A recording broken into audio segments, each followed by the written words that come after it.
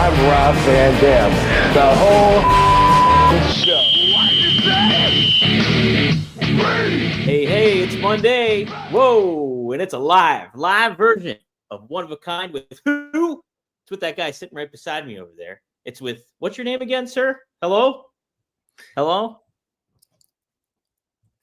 man. Rob, are you muted? I can't hear you. What was that? Huh. Oh, no. I think he's saying... Can't hear me? Oh! That's who it is. I think it's... Rob Van Dam. He's the whole effing show. You're Mr. Monday Night. I'm the only one with that claim. Damn. If anyone else is claiming to be me, they're probably lying. No, they're definitely lying. Unless, they're doppelgangers or clones, or I don't know how that works, really. They still got their own identity. We all do. That's right. Hey, did anybody ever try posing as you, Rob? All one of a kind, bro. That's the lesson for tonight. Thank you, ladies and gentlemen. I'll talk to you Thursday. That's all we got tonight. That's it. We're done. It might be a shorter one today, folks. We're recording live tonight for this week's episode. Then we're going to hop back on later this week on Thursday, probably trash night, and then do another show. So, are we obligated to do a weekly show because of our distribution? Yeah, so we're since we got the sponsorships and stuff like that, we got one that we do every week. I guess we're kind of scheduled. I always forget. You always got to tell me because I only know, and I only half-ass know even how to find it on YouTube. Yeah, I think that's something. It goes, so I'm not the best at promoting it, but besides the YouTube channels, on today. Well, right now, is that what, normally if we do it on last Thursday, Friday, whatever, the big whatever, people are listening to it on Monday. Is that right or no? Yes, correct. The new episode drops every Monday. And so I'll just post this right when we're done with it. I'll edit it. On what? Where? On all the podcast feeds. So on Spotify. Okay. Well, that's and then I'll redo the episode too for RVD TV too as well. So it'll be up there. What's that last part? I talked right over you. That's okay. Oh, I'll put it up on the YouTube channel too, RVD TV.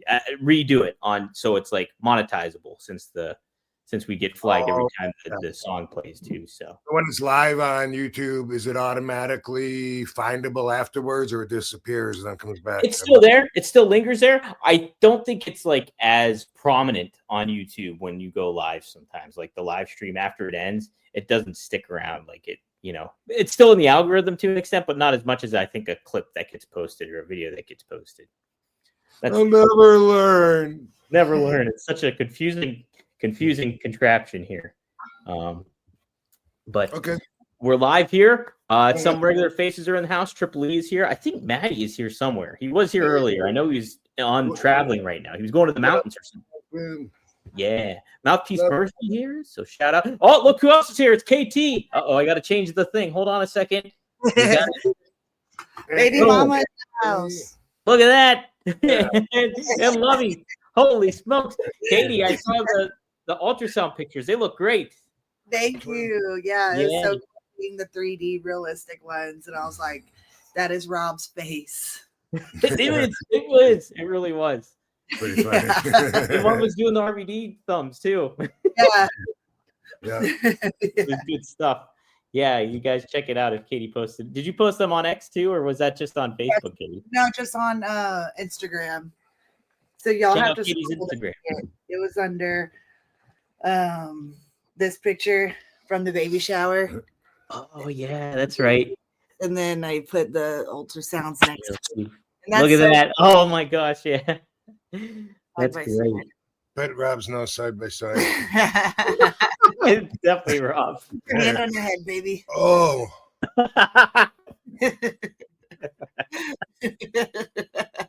That's great. Spot on. It's hot as fuck in here. I'll turn the air on. Oh, thanks. Yeah. And I'm drinking coffee because I got jet lag. I'm drinking coffee too. As Dr. Death Steve Williams used to scream on the bus in Japan, I got jet lag! Aww. Jet lag! Was he one of the craziest people to work with in Japan, Rob, or like hang out with? I guess? Okay, well, those are two different questions.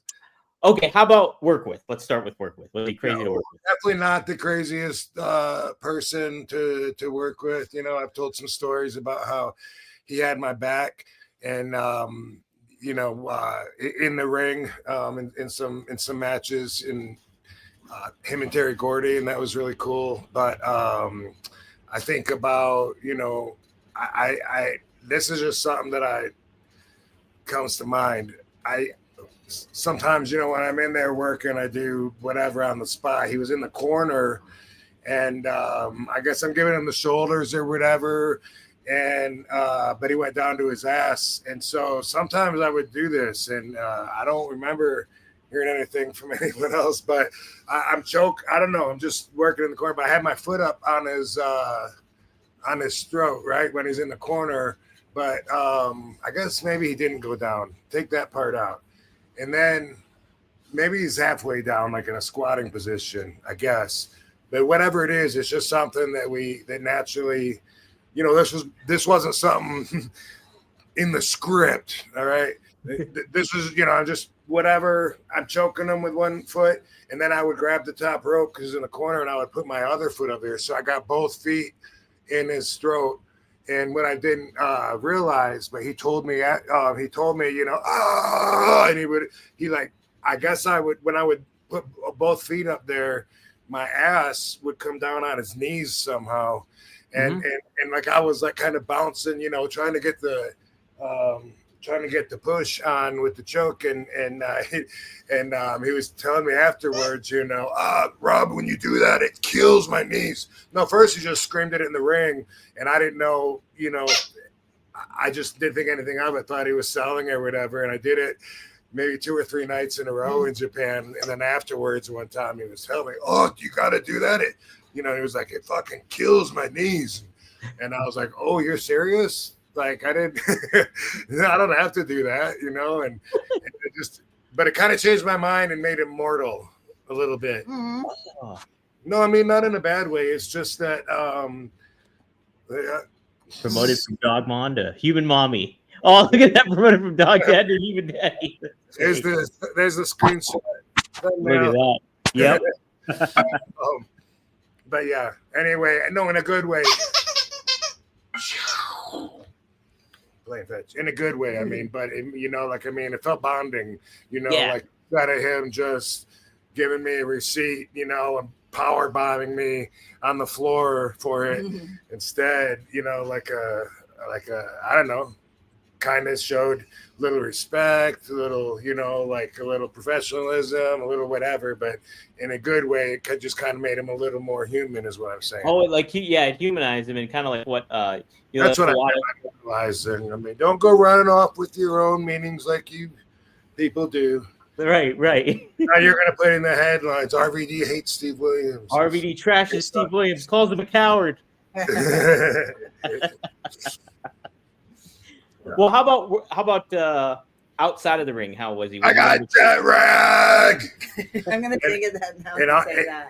But that was better than fuck the whores. They're all whores. Fuck them all. He would scream that sitting on the back of the bus. Oh shit! Yeah, wow. Yeah. Oh, he must have. He was had his heart broken. He was hurt. Yeah. And he must have felt really bad to yell, "I got jet lag!" Like to yell it like that. He must. Well, I mean, it's also to pop the boys. You know what I mean? Like. Oh, okay. And he was just really loud and boisterous anyway. I got we all had jet rag, so it was like, yeah, me too. Oh my god! I just put the jet rag together, and why it's rag? I didn't get it. What? We were in Japan, and you get used to when you're over there, just talking like them. Oh, okay. Yeah. Very. So, Rob, was he though? By the way, if anybody says they've been to Japan and you question them, it's so easy to have a test. Give them this test. When a Japanese person refers to themselves in the first person, who do they point to, or how do they point? So they're like, I'm just using Tajiri. Would be Tajiri? He's like, Tajiri? Would he say something like that? Point to himself? Tajiri was in doing his custom like everyone does over there. Yeah, how would he point to himself? Basically, is the question. My guess is the nose. Yeah. Yeah. Oh, really? The nose? You did it without even thinking. No, but they do that. They don't go like this. Like we would say, "Are you talking to me?" But you know, they. Oh, yeah. Yeah, and they point to their nose. It's way different, right? Yeah. It's just one thing, like completely different, but it's the way that they do things. But anyway, yeah. That's fascinating. Trust me, RVD knows. Boy, this episode's starting off hot. I'm already working on my dad jokes. I like it already. I like it. The more dad jokes, more RVD dad jokes, the better. I think I already got our dad joke sense of humor. Except I'm vulgar, but you know. You can balance it out though. You'll find the balance. Yeah, balance. Yeah.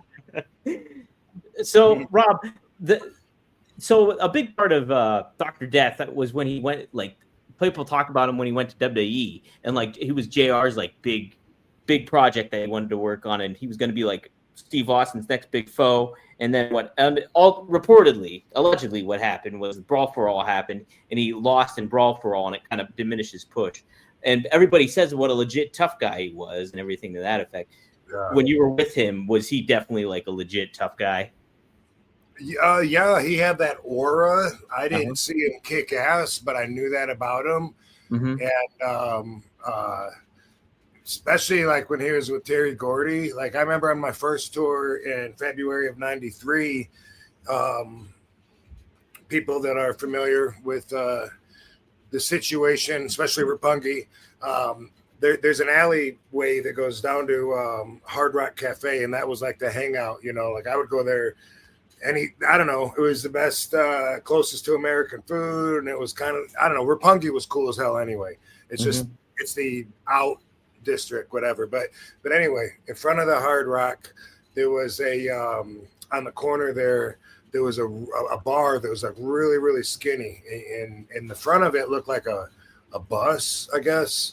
And so it kind of felt like you were on a bus when you're in there. Like, and I just remember they took me under their wing, Scott and Scott, Steve Williams and Terry Gordy, a little bit. Like they looked out for me, like I said, in the ring afterwards. This could even have been the same night, I don't know, but I was with them and we were in that bar, and I just remember realizing that like each one of them was like twice the size of the Japanese dudes that were walking around and stuff. You know what I mean? Not the sumo wrestlers, but those are definitely not your normal Japanese guys, but they were all like really, really small, and these guys could do whatever they wanted, you know? So they just like there wasn't necessarily room at the bar, but they made room. You know what I mean? Yeah. and that was very impressionable on me, because I was kind of like, oh, you know, with great power comes great responsibility. Because I was seeing Terry Gordy, like he was, you know, raw, you know, like they made their way in, and he was like, they're doing B-52 shots. That's what I don't know even what's in a B-52. But I've never heard of it. That's what they. Well, it's a bomb. It's an atomic bomb, I think. Oh, really? Yeah, I'm looking. I think so. Think of the 80s band. I always think of the 80s band B-52. Let me see. B-52. I don't know what's in that, but and they're making me do it too. You know what I mean? Like we're all doing B-52s, but that was Doc's go-to. Ooh, they look good, Rob. Okay, this is what's in them. You ready? It's a layered shot made with equal parts of coffee liqueur, Irish cream, and orange liqueur, such as a Grand Marnier. Oh, that is so me. Yeah. Right? But you got to start making some B-52s. Yeah, I'm gonna have to try that. You love coffee liqueur. Right, and that sounds like a quick one too, because the coffees make me fucking hot. I'm sweating here. I hadn't thought of that probably B-52s in 25 years, so I just popped in my head thinking of that night. But anyway, I just remember Terry being a little. I mean, I'm whether it was warranted or not, I just remember seeing him using his size, you know, like he looked over at this guy. I guess the guy was probably bumping into him or something like that. And Terry just looked over at him, Terry Gordy, and he gave the guy a look, and the guy like kept doing it. Was like bumping into him, and so he did like one of these numbers where he bam, like kept elbowing him like in the like under, you know, and then like harder and like probably in the face a couple times. But he was like scooting him over, I guess, and he was like, and he boom, you know, and the guy, you know, just about got laid out, and like I don't remember if he got up and left or what, but I just remember this was like my first time in Japan, and I was like, okay, so this is what it's like over here. Like if we want to, you know, we can easily outpower like all these people, but at the same time, you know, and I didn't know about consequences yet. You know what I mean? I didn't hear the stories yet, but you know, Corporal Kirshner got in a fight and went straight to jail and stayed there for years in Japan. Whoa. Whoa. Yeah, if you don't know that story, I didn't even know. I don't know that story. Corporal Kirshner, I don't know. That story, that story made me really think about, you know, be as passive as you can, put up with as much as you can before you got to, and Mike Anthony, who she never met, but he's the guy. Mike Anthony is the guy that came to my place in Orlando. Mm-hmm. And after he got injured, I kind of felt like it was partly my fault because I suggested this move, and it was in a match with me. Pulled his hamstring, and anyway, yeah. But he this was like 99-ish, and he came to my place, and it was a 1-bedroom like condo, and there was me, my evil ex, and probably our dog. I don't remember. I'm sure a dog. And then he came, and him and his girlfriend and their dog stayed there for like 2 months, and eventually like brought his brother in too. And he had me sew it up.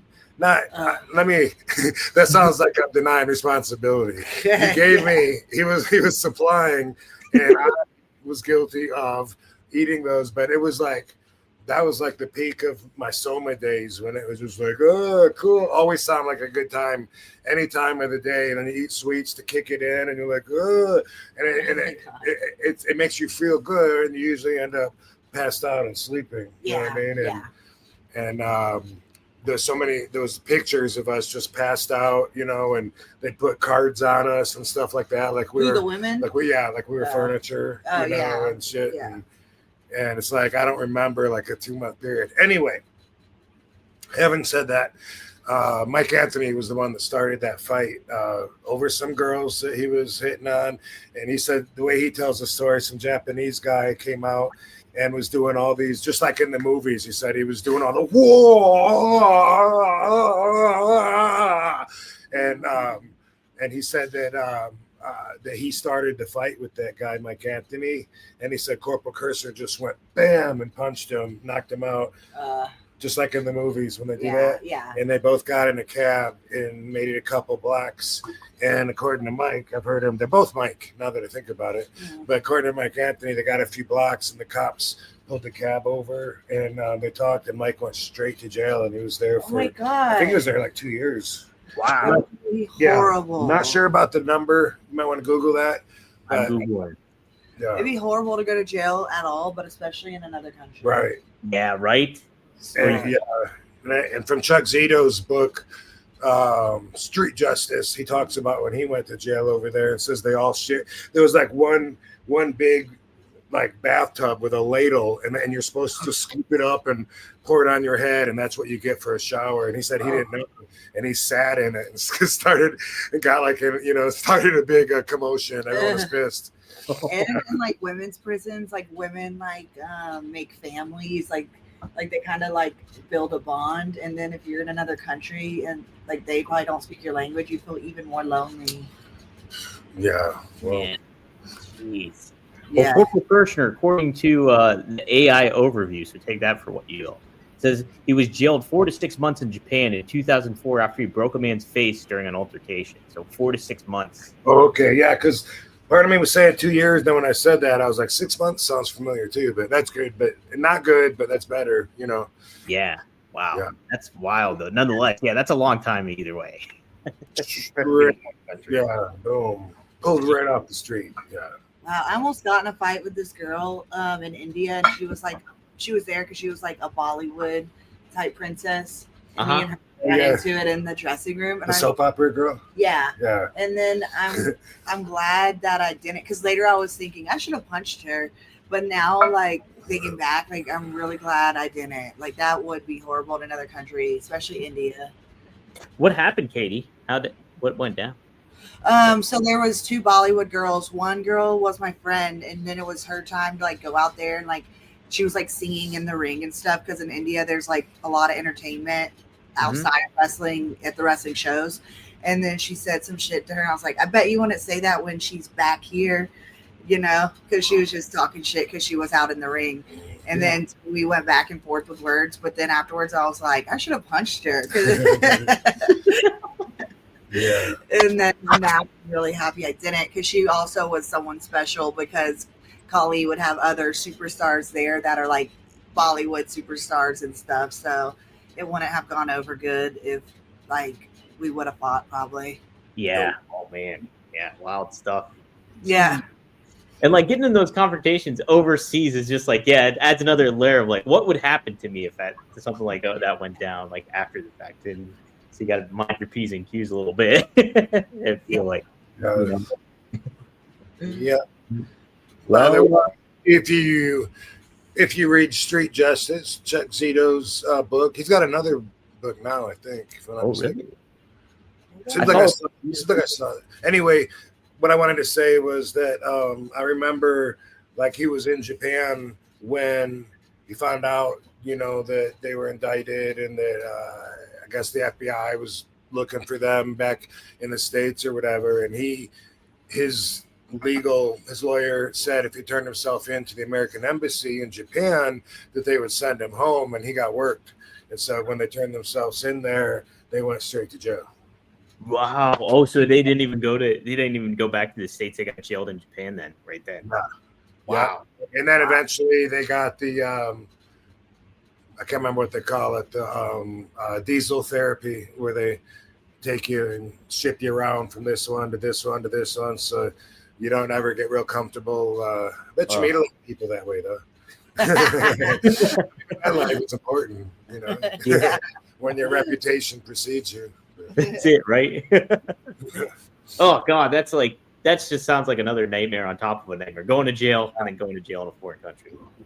Right. When you get comfortable and like learn the ways of one system, you got a new system. You got to be right. Man, it's like first day of school vibes, but like more intense. Hopefully, we don't have to find out. Never. No, hopefully we don't. Yeah, hopefully we don't. Yeah.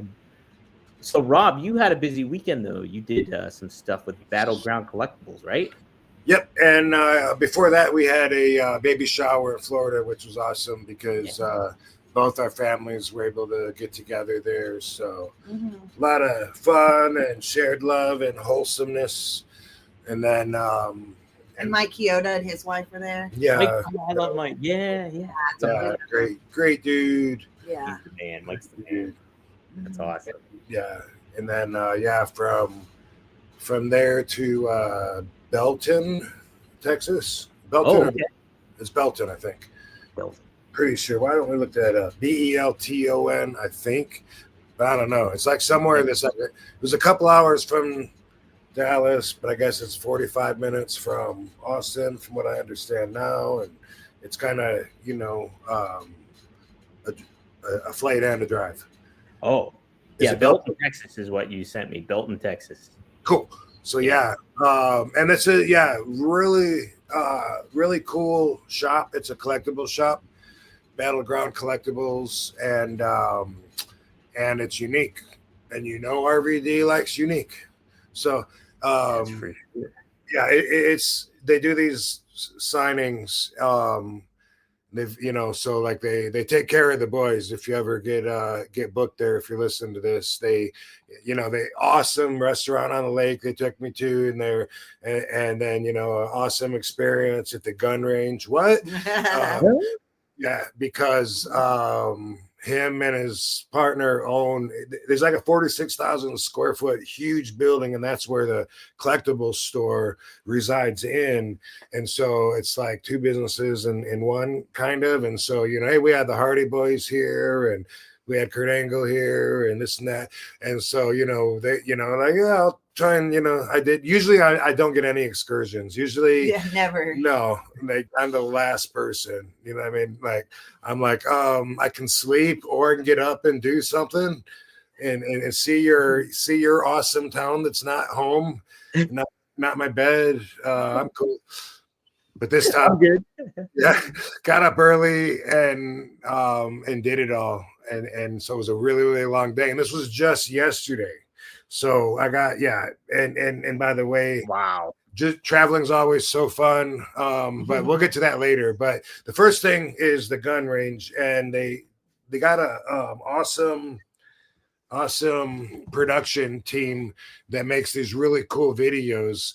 And you probably saw, by the way, something that happened there, because when he was telling me his story, I'm like, where the hell did I see that? And you probably showed me, maybe. But do you remember when Mick Foley was doing a signing, and then like some kid said, you need to tell Yes. yeah, he said The you need to tell The Rock he needs to straighten up, or something like that. And Mick said, okay, and he got out his phone and he texted The Rock and said, hey, whatever the kid's name is, I can't remember. Joseph, whatever, says you need to straighten up. And then later on, The Rock made a promo video and sent it back to Mick to show the kid. It was like moments later he did it. Well, it came across like that when we saw it, but the way they told the story, Okay. they said it was like at the very end of the day, Okay. but Mick was still there with them. Oh, good. And they said that he got a message, and he was smiling, looking at it, and it's Rock saying, "You tell Joseph, that the final boss say, something." I don't know, but it was a really funny moment. And anyway, this is where that happened, at the Battleground Club. Oh, okay. Wow. Yeah. Battleground Club.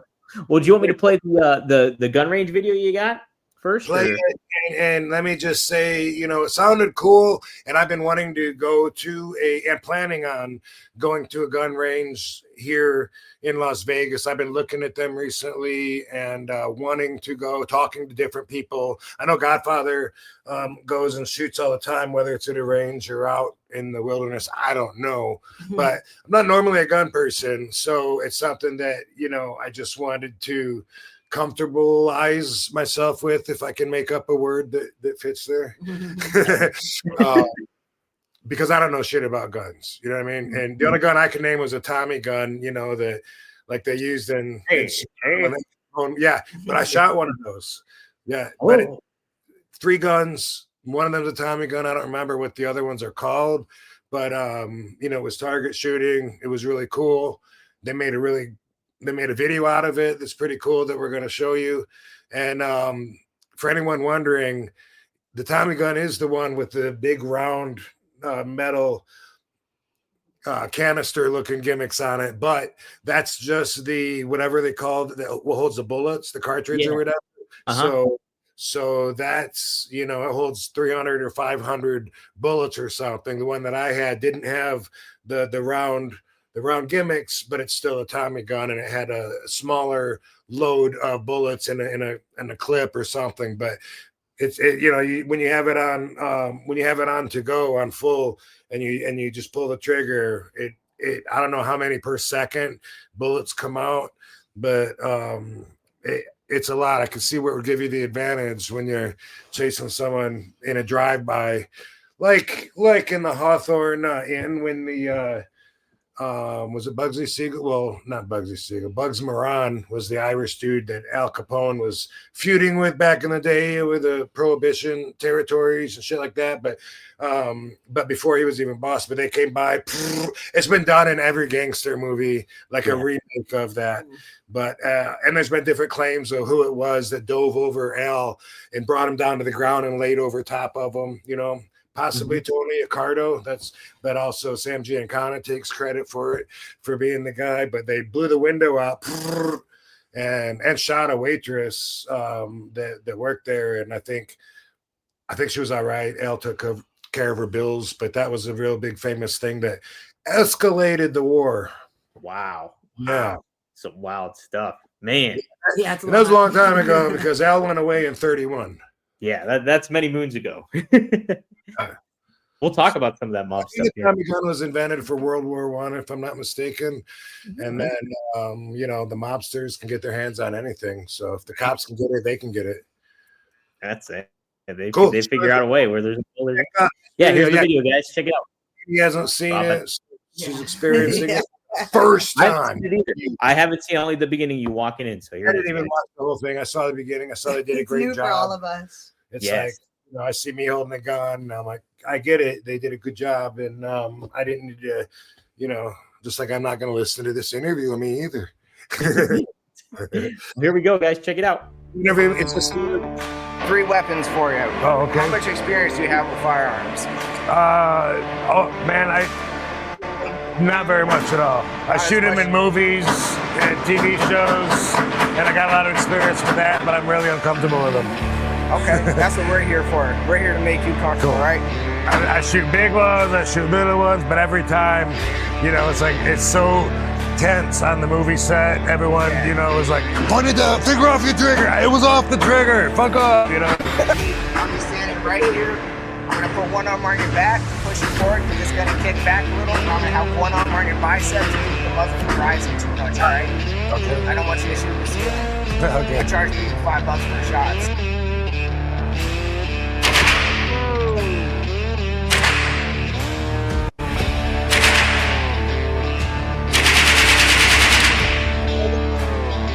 Your mag drop. You got a nice little red dot here. Left. There you go. Now you're did ready it? to go. Okay.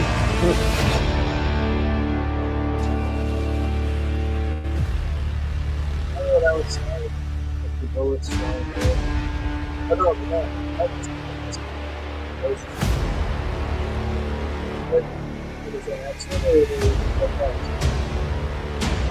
Man, I am so unsteady. The little red dots going all over and I'm trying to hold still. Yeah, you gotta learn to really relax. I was telling Brandon, one movie I was doing after the 4th or 5th take, we had to keep doing this for whatever reason. And then the guy that's standing by to oversee this comes over to me and he says, we usually don't use the scope when there's a laser on it. I'm like, I'm looking like an asshole here for over and over again. You just now decide to come and tell me that? I'm like, so if any of those takes were good, you were just gonna let that go and make me look like an asshole? Because it sounds like something that any gun person would laugh at. That right there. To the front? Yep. Sweet. You're ready to go. Ready to ride the light? All right, let's do it. Go, bro.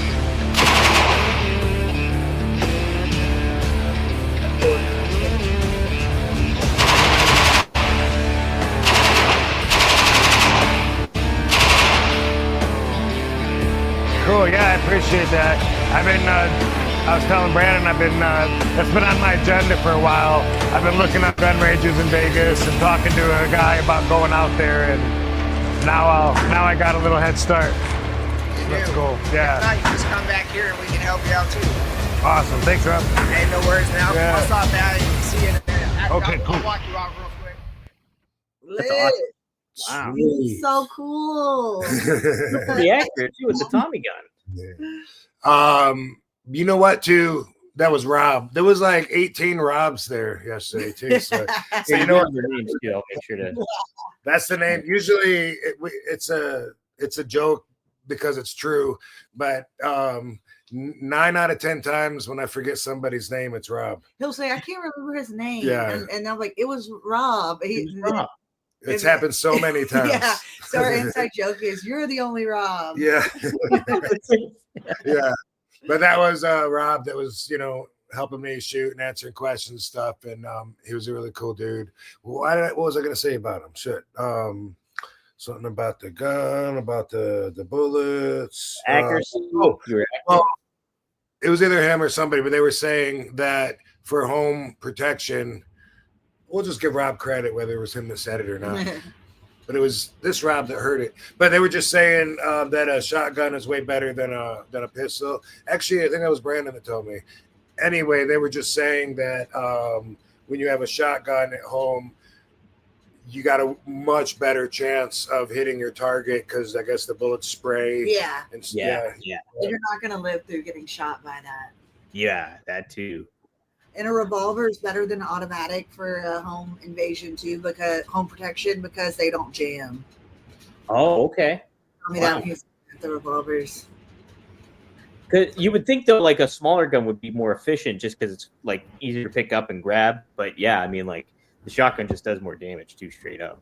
Right, like it'll take out an elephant. So to a person, definitely get the job done. If you ever have an elephant break into your house, you don't want a pistol. You never know. The Pittsburgh Zoo's right down the street here, so could happen.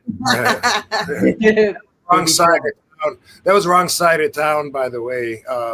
When I'm holding this shotgun and I keep looking through the scope, while I'm pointing the laser on this guy's face, trying to say my line, whatever the hell it was, and yeah, I mean, if I retold it, it would just be the exact same thing, you know. I was pissed. How'd your shoulder feel after shooting those guns? Oh, it was fine. It was fine. And I actually did way better than I thought I would do. It was just the one gun that felt unsteady for whatever reason. You know, when I said it looked like the laser was going, that's what it felt like because I was trying to hold it still. Yeah. And hold still, motherfucker. And it's like playing tic-tac-toe, you know, and so, but it was really cool. Good experience. And they seem to have a lot of support. Of course, it was like the biggest signing ever. So thanks everybody. And that made it to Belton because they drove from all over the place. I mean, some people told me they came from Dallas, which is I came from Dallas, but they came from like other states and shit. We're not gonna name them all because I can't. I got jet rag. I got jet rag. But these people know, you know, what they're doing. They got a good community support, you know, like all the people that come to these signings and or the range, and the way they treat them, you know, was really cool too. Like it was a real good, like wholesome kind of feeling seeing the relationship. You know what I mean? Like, yeah, so much better than, let's just say Chillicothe, Ohio. Just pull that out of the random air. No reason. Yeah. Where the obvious local promoter is just there to rip people off as much as they can and get away with it and cover it up with whatever fabrication they can come up with. So totally different experience though. And those video producers, they even made a video of the signing. Yes, and I'm about to try to share it right now. Another video. Yes, let's take I like these recaps of your weekend. It was just and this was like just yesterday. Yeah, just yesterday. Let's see. Okay, so I'm gonna pull it up here. So there is the screen. Now, my only thing, I'm not sure if there will be sound or not, everybody, but here we go. If not, will you sing? Or I will. So what you could pull it up on your phone, or I could pull it up on my phone if I don't get sound. And so we'll try it that way. But let's see if we get sound this way first. I'm going to turn the sound on here. These are everybody remembers the ice cream bar. Remember the ice cream bars? Yeah. Oh, sweet. Yeah, this guy makes those, and you know, obviously that's really cool. I remember I could never get those as a kid. I would always see the ice cream bars, WWF Superstars ice cream bars advertised in the comic books, but like the grocery store or stores that my mom went to didn't carry them. So you never got them? Well, we'd always get them at the ice cream truck. Is where I'd get it. Like it would come I didn't live in a neighborhood that had an ice cream truck. I was out in the country. Yeah. We're in Pennsylvania, but like we still had like an ice cream truck would come by like once a week. Pennsylvania. Never heard that before. No. Well, here, let's try playing this video. See if we get sound here. So here we go. We'll cross our fingers. Rob, I hear it. Yeah. All right, we're good then. Or do I hear you? Uh-oh. Oh, you sure did. Yeah, we heard a word and then it disappeared. Hey, let's try again. Pretty good. No. You hear it? Nothing. Nothing? Dang it. We heard Rob and then it went silent. And it went silent. Okay, hold on a second then. I'm gonna pull it up on my phone. And we don't know. Was it this Rob? Was it that Rob? Which Rob was it? Hold on a second. I'll pull it up on my phone. And then we'll play it through the screen test. All right, here we go. Need a better budget production. I know. Look at this. This is like low budget. Everybody. Turn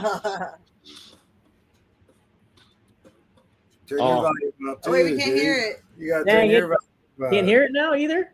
No, you don't have the volume on. You can't hear No, it the either. volume was up. It was playing. What? I think StreamYard cancels out the noise. Can you hear it? What? He's Louise. We can watch They the video of cancel the Rob noise? commentate on it. Can you hear it? Is it sound?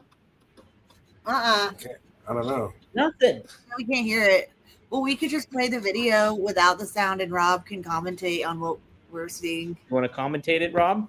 Sure. That's How's your commentary skills? He's great. This is Battleground Collectibles from October 26, 2025. And Battleground Collectibles is in the chat room. Yeah, they are. I saw them in the chat here. So shout out to those guys. Here, Rob, I'll play the video and you can narrate. Okay, that's me on the left there in the Hall of Fame shirt. Big line. Big line, as you would expect. Yes. Awesome Cute people. kids. Look at the kids. Ultimate Lots of figure kids. edition you're signing. That's More right. kids. Did they know you're having a baby? Babies? Most people did. Yeah, look at that guy on the right there. That He kid. had muscles on. That's Jay. Yeah, he's got a muscle suit on, and he goes to all the signings, and he Oh. brings a gift. Look at that. Cheech RVD. Chong. Oh. Yeah, that's a keeper. Yeah. He brings That guy's cool. gifts, and does a little exchange. It's really cool for everybody. I you saw know. this. The kid saying he likes the match with John Cena and Rob at One Night Stand. Oh, Oh, okay, yeah, dude. Do his voice, baby, since you heard it. Oh. I like that match. I like that man. That was great. There's the ring Not in the announcer, Michael briefcase? Cole. Oh, I thought that was Michael Cole. My eyes ain't there. Cool. Yeah, Shave it people well. had belts and Funko Pops and action figures, and they had to wait like so long. Like the guy, like just like what often happens, we stayed a little extra because we had to get through everybody. Yeah. And like one of the guys at the very end said he had to wait a very long time, but it was Aw, worth it. good. No, but it was worth it. Yeah. He said Yeah. his words, not mine. Yeah, but it was worth it for me too. Nice. Look at this. Cool. I got a couple of pre-rolls handed to me, which in Texas isn't easy to come by. But they Look at do those arms. Look at those guns, Rob. Jack. Battleground Collectibles. You were Yeah, shooting guns at the range and you had guns at the collectible store. yeah, so very cool. And if you it's on Instagram at Battleground Collectibles. We'll tag it. I'll post there. a link to in the Go description. there and watch it with the actual music, and you decide which version was better, RVD's commentary or the music. This is like the DVD StreamYard special features. This- You really Yeah. think StreamYard blocks it? That's crazy. You can hear it, but That's we can't. crazy. Yeah, no, I played it, and on my phone when I was playing it here, it was playing. But StreamYard might have that sense where it like cancels out background noise. That is So that- crazy. What will those kids think of next? Craziness. The comments were there yesterday. What was that, Oh. Katie? A lot of people in the comments were there yesterday, it looks like. Yeah, some people were like, "Oh, it was great to be there." Yeah. Let me see. Oh, here, John. John Experience says, "Yo, Rob, nice seeing you yesterday. I'm Belton, Texas, truly one of a kind." How about that? Yeah, yeah. So when I got permission to show this video a little while ago before the show, the Battleground Collectibles, Brandon said that he would post that we were going to be showing it, and he said, "Let's see if we get you some new followers." And boom, good. lo and behold, they're the vocal bunch. thank They're the ones that John want to be Sanchez. there. That's Yeah, awesome. Battleground Collectibles. RVD's one of the coolest guys to visit Belton, Texas. To How in about your that? house. Colby Barbie J. Hey, D. Rob. I met you last night at Battlegrounds Collectibles. The chillest and most real wrestler I have ever met. The ECW title you signed is going to be in its own case. That's awesome, Colby. Barbie. Nice. Yeah. Yeah. Man. Lots of excited. Love from Killeen. Was cool meeting you yesterday, says Brian. Hey, yeah. Look at all these people that came in. Yeah. So I missed it out. works. See what I mean? They got like a little I mean, I guess following is the right word, but it's like support also. It's like a local thing.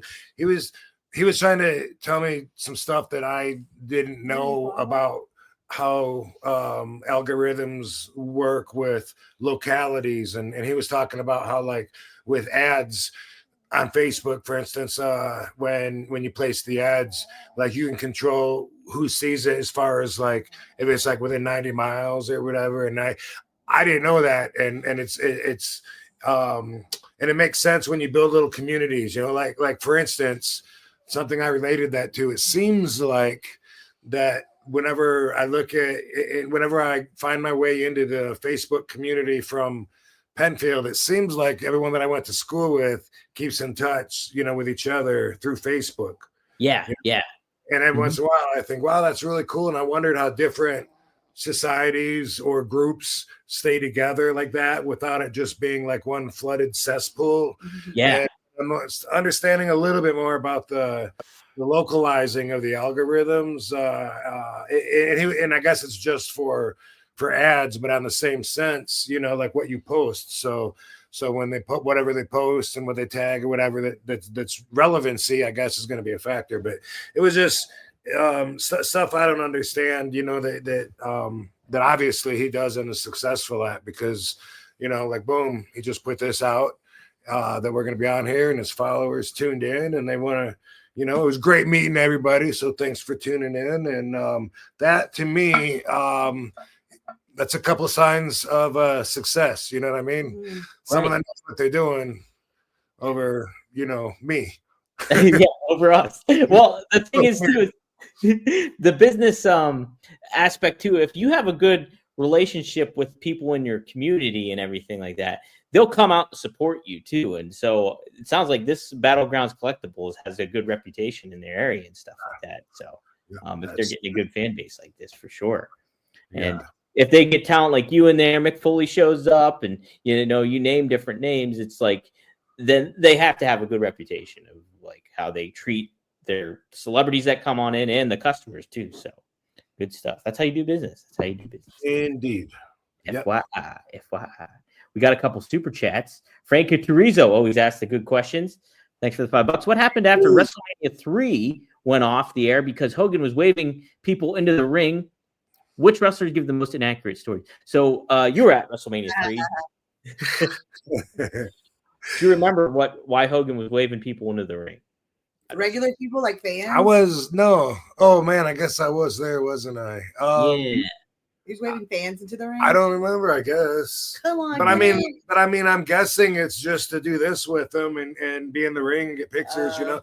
Junkyard Dog, that used to be his gimmick, you know, like around that time. Oh yeah. He would after his match, or sometime during his performance, he would get all the little kids in the ring and they would do the wobbly knee dance where you know, they'd say, "Grab them cakes." That was his song. Oh, is that all you do? After they had the wrestling album. That sounds so cute. Yeah, and all the kids loved it and stuff. So I'm guessing that Hogan probably was doing something similar in his own theme, but I don't recall. And which wrestler's good the most inaccurate stories? That is hilarious. Hey, want to take this moment in time to talk to you guys all about IndaCloud, one of our favorite sponsors here at RVD, one of a kind with RVD, and it's for good reason. IndaCloud gives good, high-quality product that fits your THC needs. If you're getting sick of that liquor cabinet, you want something a little bit more cleaner, something a little bit more refreshing to have, you can't get any better than IndaCloud. And man, let me tell you, the product that they have, diverse and fits your needs too, to have a pretty good time, even when the fall's hitting and you're getting into that seasonal change kind of thing like that.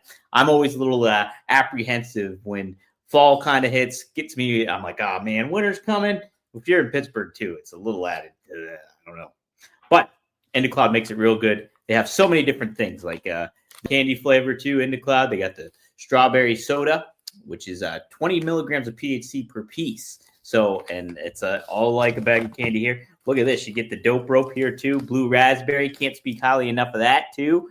So they give you plenty of different options here. All THC hybrid stuff, as well as the crystals. Look at these popping crystals there. Chronic crystals going on. Check that out. So plenty of different options here too. Awesome. Orange soda. We got sour apple soda. So lots of cool things you can pick and choose from, tailored to your needs. And we at RVD have a special deal for our listeners. You get 30% off. That is 30% off when you go to inda.shop/RVD and you use the code RVD. You get 30% off your first order if you're 21 years or older. So you cannot get any better than IndaCloud. Such a cool new sponsor that we have here too that I'm happy to be a part of and kind of support, because if you know RVD, you know IndaCloud's a good spot for him. If you're 21 years or older, go to indacloud.co. Use code RVD for 30% off your first order plus free shipping.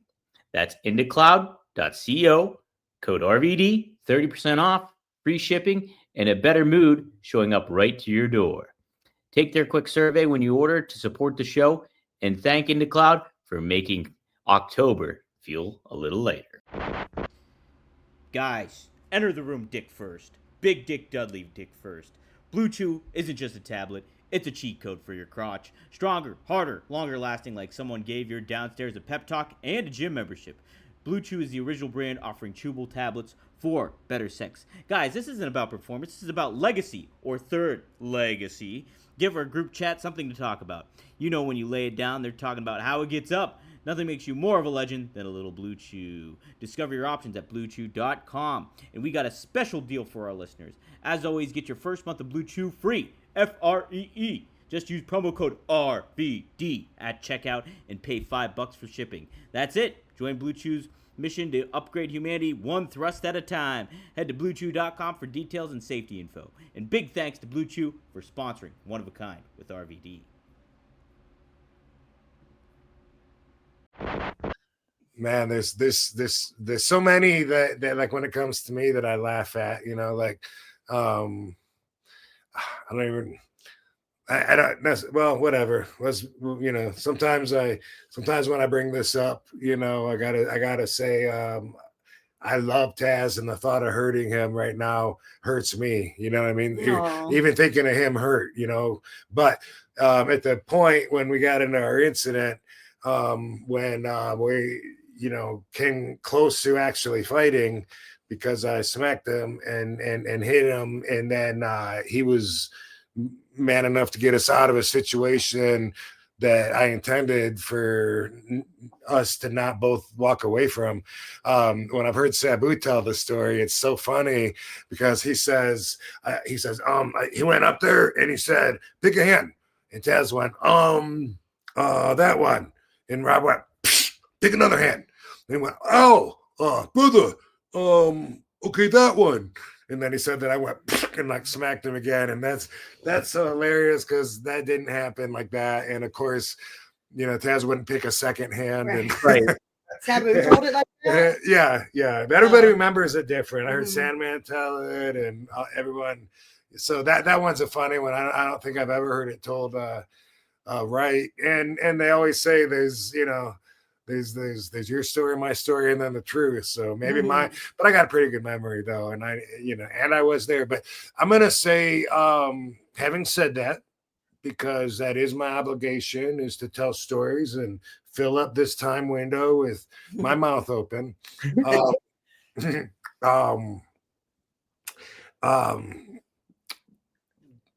Neon dude, he's probably listening to this. Facade, he's in the chat. I've seen him in here. Facade. This is just something that comes to mind because I hear Facade tell this story a bunch. It's pretty much the same story that Marty Jannetty tells, and it comes to doing business with me, and every time I hear them say it, you know, they're always telling somebody in front of me, and they're going, I remember when Rob didn't want to work, he doesn't want to be out there, so he says, what I do is throw out this ridiculous number, and then if somebody like finally agrees to it, then he says, oh well, I guess I got to go to work then. And I've heard them both tell the story, and it's not that far off, but I don't call my own fee a ridiculous number. You know what I mean? Yeah. Truth is, that is how I came up with setting my standards is, you know, like it is way above market. And it's something that I don't want every 75 people drawing, you know, county fair to be able to bring me in, because I don't want to wrestle in front of, you know, 75 people sitting on barrels of hay and shit, you know, like I did my day with that. So I mean, they're right about, you know, that I set my price high, and then that way it filters out a lot of the offers and it sets my standards, you know. And so, you know, okay, if you got my fee, then we can talk business. But every time they say that, you know, and Facade, every time he says that, you know, he's like, I just come up with this ridiculous number that I don't think anyone can afford. And sure enough, someone comes along and they got that. And I don't consider my fee like that ridiculous, you know. Hey, But that's the story. I don't know who else tells more inaccurate stories, but that's what comes to mind. A lot of people tell inaccurate stories because with time, like the details don't matter that much to them. And then when they tell the story, it gets like more and more colorful every time, like the game of telephone. Yeah. So it's really easy to do for a story to get out of control, especially the same story like from the ECW days, like 20 years ago. Like I can see how it just keeps getting more and more colorful every time they tell it. Did you ever play the game when you were a kid where you sit in a circle? Yeah. Yeah, and you go around and you tell it. It changes. Time it gets to the end, this whole story's different. Yeah. No, that's definitely So I was just watching a Bruno Sammartino interview with that Sean Oliver did, and apparently Freddie Blassie got like one of these mob members so pissed off at like because they attacked Bruno, and it was like storyline based. It was all storyline based, and Freddie Blassie in his book says that the mobster like pulled a gun out on Freddie Blassie, and Bruno stepped in between him to stop it. And Sean Oliver asked Bruno about that story, and Bruno's like, no, that didn't happen. He was like, the mobster was legitimately upset because of the storyline, and he wanted to attack Freddie, but he never pulled a gun. He's like, I did tell him I would take care of it with Freddie, but it never got up a gun pulled on him. So like, wrestlers always make up the stories. It seems like wrestlers are entertainers, so they like to get out of people. Absolutely. So like, yeah, the more colorful the story is, the bigger pop, the better it is for parties to share. That's it, right? Sure, if we thought about it for a while, we'd come up with a bunch of. I have an idea, but I don't like throwing people under the bus because it goes from telling a colorful story to some people just lie. Yeah, some people do just. Wait. Let me change my answer. Okay. Okay.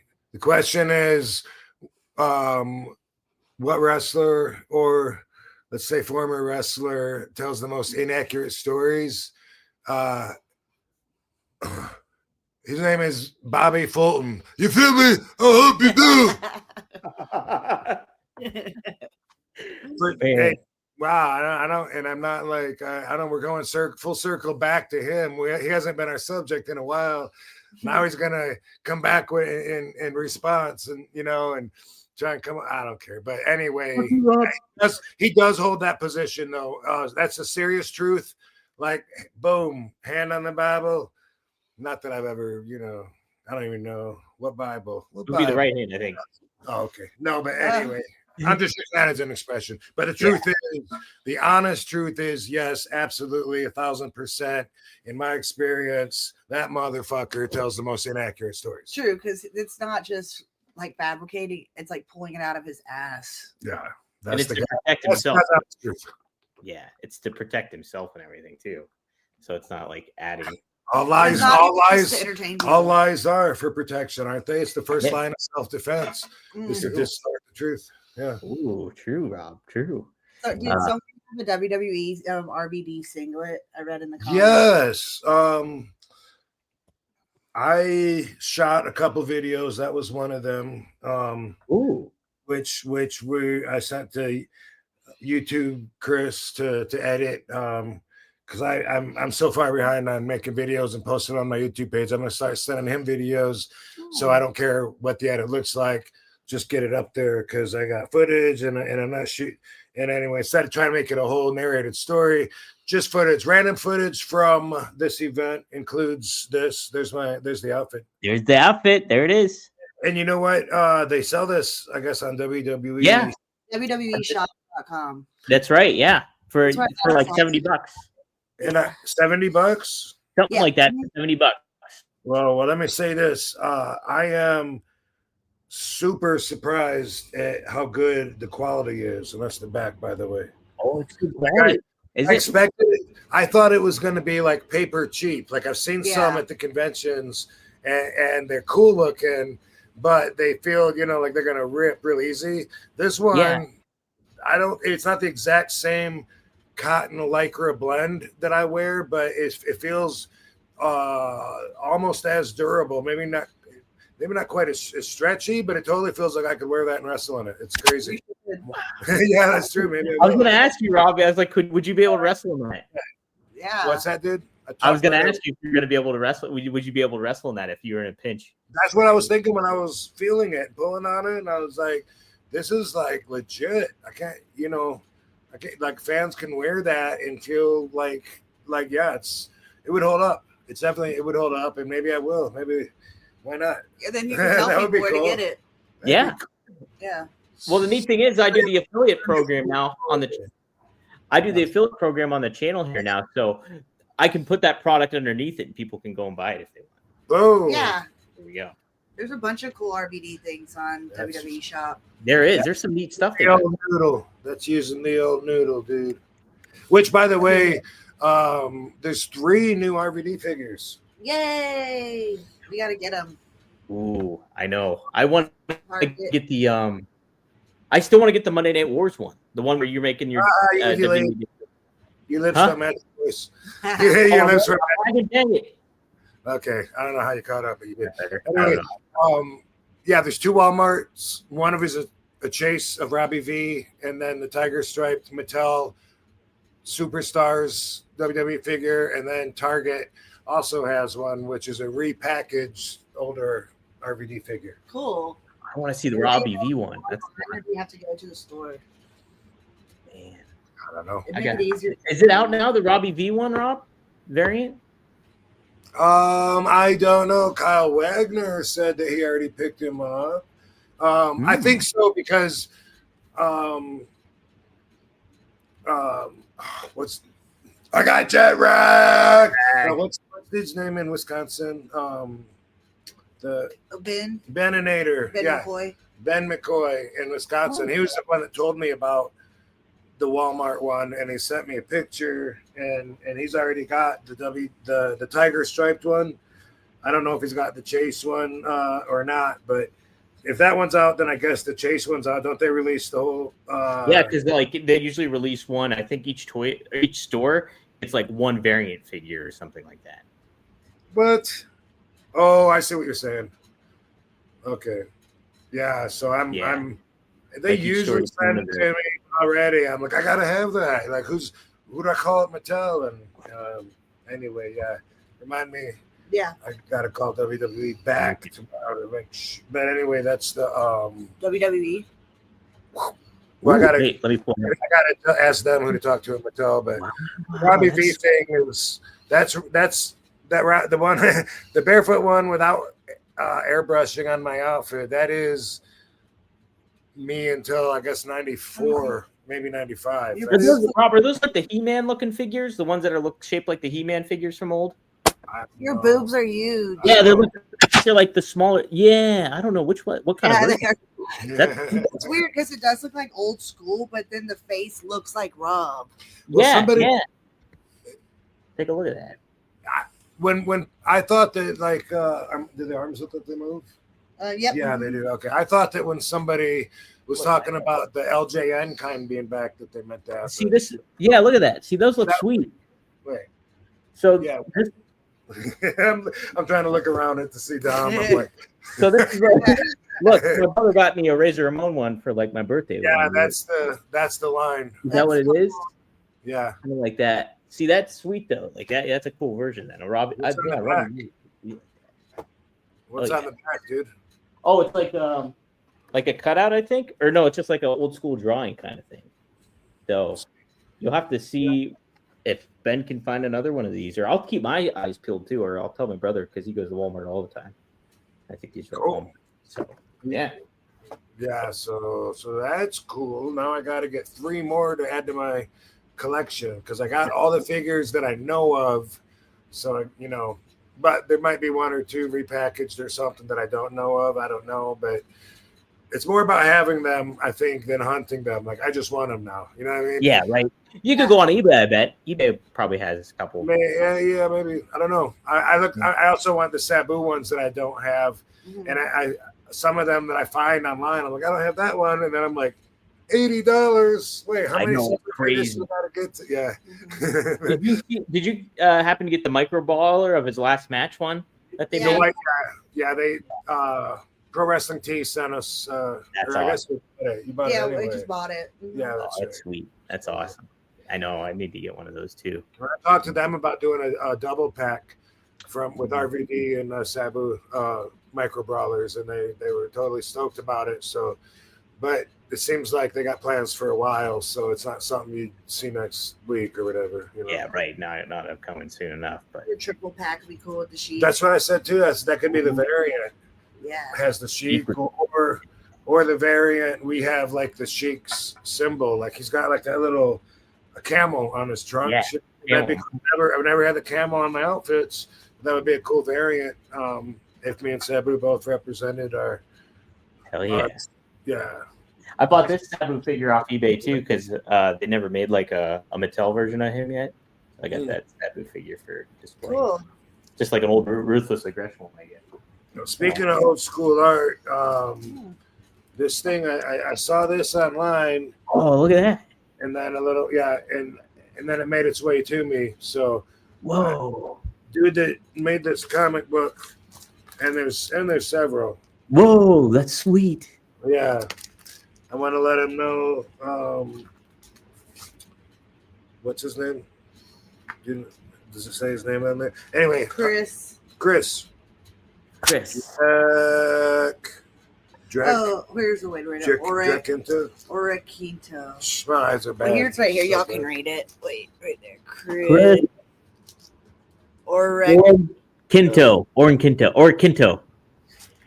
And by the way, that was Chris Benoit. But anyway, I got these through Joe Clark was the middleman, and I got a bunch of them. I just want to say thanks. They made their way to me. Look forward to checking them out. Heck yeah. Shout out Joe Clark. Check out the Sabu documentary, guys. If you haven't yet, go on kinema.com and check it out. It's worth it. Kinema. That's spelled with a K, everybody. So, and we'll be announcing some other platforms like real soon. Maybe by Thursday. I don't know. I gotta check in with the partner and see what the status is. But trying to get it, and we'll get it a little easier accessible because some people might not want to go to kinema.com. They've never been there. It's not something they normally do, and it's asking too much. So that's cool. Yeah, to give you other ways to watch it, everybody, for sure. Maddie chimes in. He says, "I'm up in the mountains in Tasmania getting my monk on." He says, "So wow, with that, that sounds so cool." Zen brother, yeah, up in Tasmania. How about that? Then he had smoke him if you got him, Van Dam fam. Whoop. May peace be with you. Yes, Dark Horse. Thanks for the $5. He says, "Great meeting you, Rob, at Battleground Collectibles. I was surprised you never seen the singlet they sell on. Hey, there it is. See you on WWE Shop." I am usually the last one to see everything. Like I said, I didn't see the this Mattel figure until my friend Ben sent it to me. So thanks for sending me this, Ben McCoy. He was on the show before. That's sweet. Ben McCoy from Frontier Pro Wrestling. Yes. Boom. Veteran as well. So shout out to him. Yeah. Yes, sir. Yes, he is. He's been on our show. Mm-hmm. And I didn't know, like he sent me that. I'm like, what?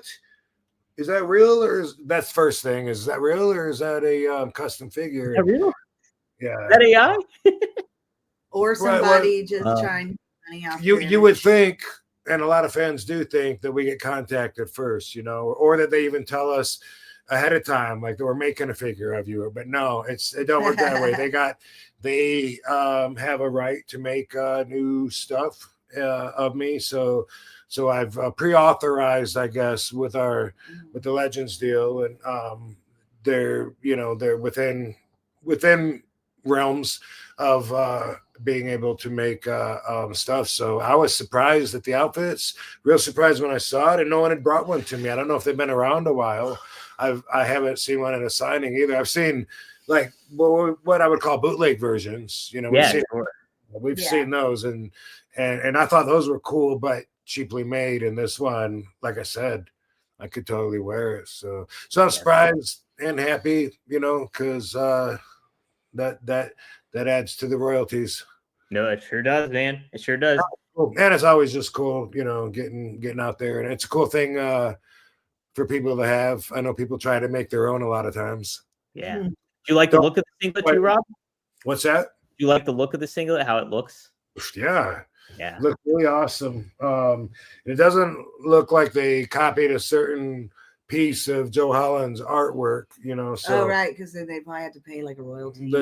Sometimes that gets a little murky, but it looks very much like RVD's vibe. Aesthetic, for sure. Absolutely. Man. My name is RVD, and I approve of this outfit. I approve of that outfit. Maddie also adds, thanks, RVD, Katie, and Dom. Your time is appreciated. Thank you, Maddie. Yeah, it's fun hanging out with y'all. Yeah. Absolutely. Yeah. Yeah. My baby mama. Yay. Yeah. Heck yeah. And also, of course, we got baby gifts too. Like on my way in yesterday to the gun range / collectibles store, just like was passing a lady, and she was like, "Here, Rob," and it was like a backpack with diapers and stuff. That's so nice. So they gotta mail some stuff home Cool. that I wasn't able to carry with me. Which, by the way, go ahead, baby. Oh, I was gonna say, on the other side of this camera, like it used to be like a strip club, and now it's like baby gifts, like so much baby gifts. Pile on up. Like crib, bassinet, toys, diapers. Yeah, I went from a strip club to a baby storage, but we're getting the baby room ready and everything. So right now we're kind of just putting the gifts in here, and it's just been overwhelming how much everyone already loves our babies, and the support is out of this world. Yeah. What's been your favorite gift so far, Katie? I know that's probably hard to choose, but probably I don't know, because things are really sweet. Like my mom made things out of scratch, like little bought like little tutus and stuff. And so knowing like my mom like sat there and sewed all that is like so phenomenal. That's priceless. Funk sent us these really cute leather cowgirl boots. Terry Funk. Yeah. I mean, Dory and Marty. Yeah, Dory and Marty. Yeah, lots of Barbie stuff too. But yeah, cute little authentic cowboy boots, and awesome. Smell like real leather. Yeah, and I mean from the Funks because they're cowboys. They're cowboys. Yeah. Mm-hmm. Yeah, that's great, man. Yeah, that's really cool. I'm super happy for you guys. Man, I'm gonna try to make it to North Carolina. We'll see though. I gotta make the. Oh, look at that! What is that you got there? Shout out to Cookies. Open up this gift of a 5-gram vape. Mm-hmm. I tried to open up a couple weeks ago. I had some of the vapes that I opened up that were sent, and I was like, "Damn, man, this thing needs to be charged. What the hell?" And then it was your brother that was like, sometimes you got to hit it 5 times, turn it on. And I was like, "Oh." And then I totally forgot about that. Yeah. Totally forgot. If you don't ever use vapes, you don't know that. But usually, if there's a button, you hit it 5 times, it turns it off. 5 times, it turns it on. And I just totally forgot. So of course, they come charged. The vapes have gotten better even since I quit smoking. Like when I got pregnant, like that is like, it's. You like this? Yeah, it's so cute. Oh, look at that thing. Yeah. Oh, look at your cartridge. So adorable. You do vape it. No. Vape pen. What do you like about it, baby? I like how it's like compact instead of like the stick kind Yeah. that like in your pocket. This one's so short, so then when you put it in your pocket, it doesn't smash in half. And it looks like higher tech, like it probably says something on the side. Rob Smash. Like some of them, like, well, like it'll say like how much battery's left or how much juice is left. So that's new. Oh, Yeah. So things like that. It's just getting better all the time. yeah. We Nice. need a compass on it. It can tell you which direction you're going. Compass. You get it. You want a Shark Tank? I even seen girls with little chains on them to hold like a purse. Yeah. Katie, when you were a kid, did you have what were they called? Gigapets? Did you have a Gigapet? Yeah. It needs a gigapet in there. What is a gigapet? It's like a little A digital? a pet? little pet. You got to Sounds feed it good. and stuff like that. So Where? like, it's like in a It's little on a- keychain like this, and then Yeah. you like sit there and feed it and take care of it, and keep it alive. But that would be cool as a vape. And then it's like the more you smoke it, the more you're feeding and taking care of your little pet. Like an interactive game thing. Say no more, baby.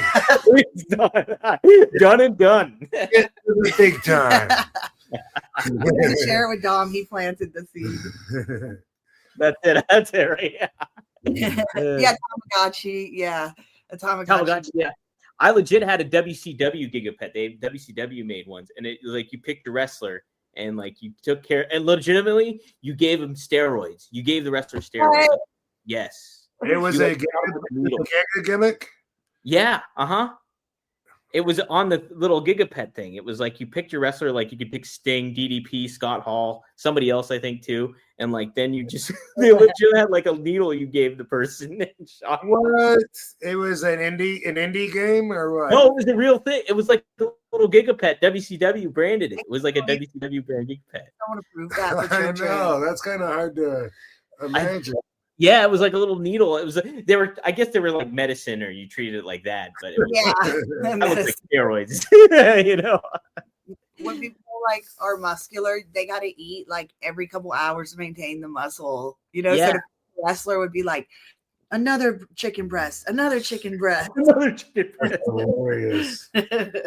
Want your protein. Yeah, shot of protein. Shot of protein.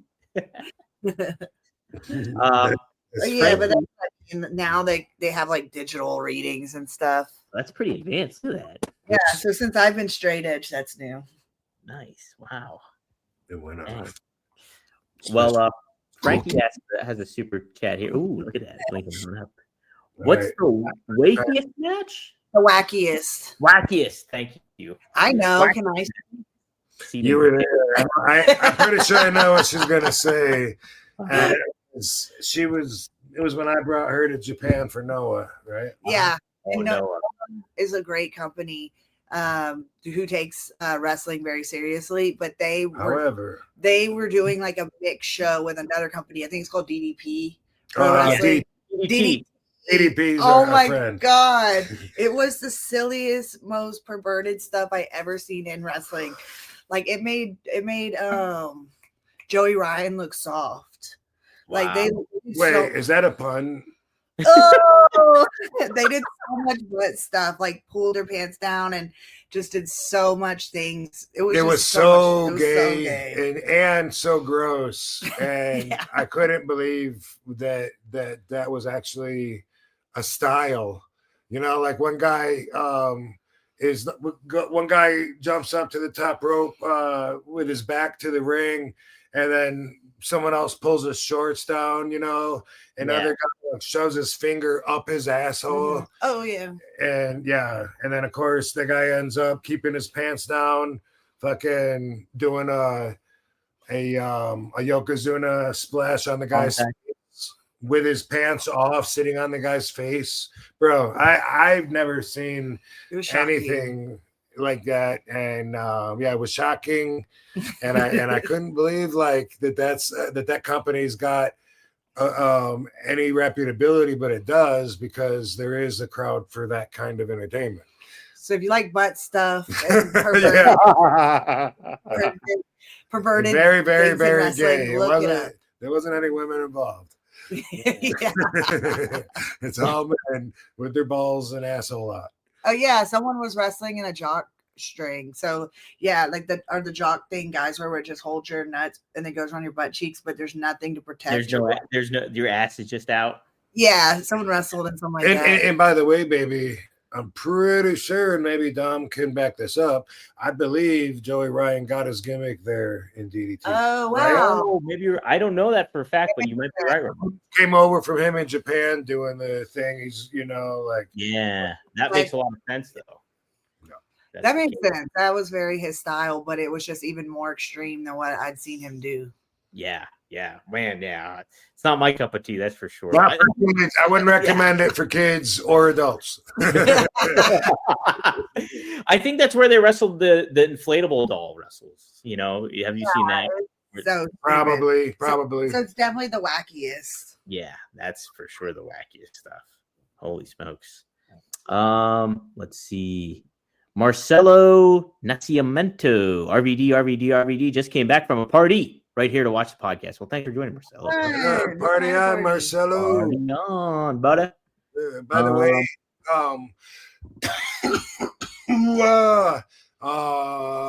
speaking of wacky wrestling, are you going to bring up the AEW controversy? Yes, I was. Are you referring to the fish tank? Are you afraid of getting the internet mark community hot once again? Hey, we're open for it. We're open for it. Open for business. Rob. Like I said a bunch of times, their loyalty goes as far as their attention span. So don't worry about it.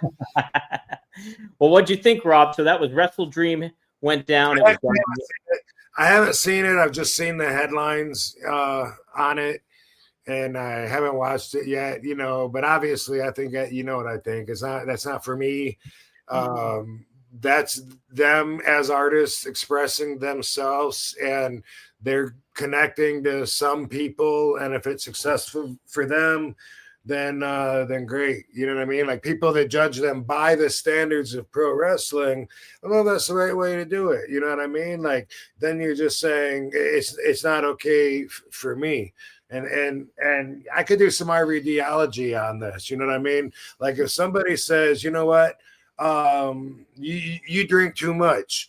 To me, and this is the moment of RVDology. Finish the sentence. What are you saying? You're saying you drink too much for who?